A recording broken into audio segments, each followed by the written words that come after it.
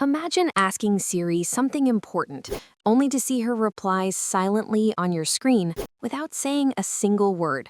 It feels broken, confusing, and honestly frustrating, especially when you rely on Siri for hands-free help. But the good news is, your iPhone 17 usually just needs a few quick adjustments to bring Siri's voice back. Here's how to get her talking again. Start by going back to your home screen. Then open the Settings app. Now activate Siri by saying, "Hey Siri."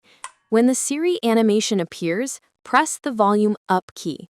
Siri uses her own independent volume, so even if the media and ringtones are loud, her voice might still be muted. Adjusting the volume while Siri is active usually fixes this immediately.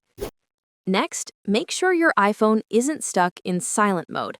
If you're using the new Action button, press and hold it, then switch it to ring mode. Remember, Siri won't speak out loud if your phone is silenced, so this step is crucial. You can also check the volume straight from the Sound and Haptic Settings menu of your iPhone. Once that's done, go back to Settings, scroll down, and tap Apple Intelligence and Siri. Tap Voice, then choose a different voice style or accent. Tap any option to preview it and confirm that sound is coming through. If Siri still refuses to speak, return to the main Siri menu and tap Siri Responses. Make sure Prefer Spoken Responses is selected. This forces Siri to speak answers out loud, not just display them on the screen. Now test it by saying, "Hey Siri, what's 1 plus 1?" You should hear her respond right away.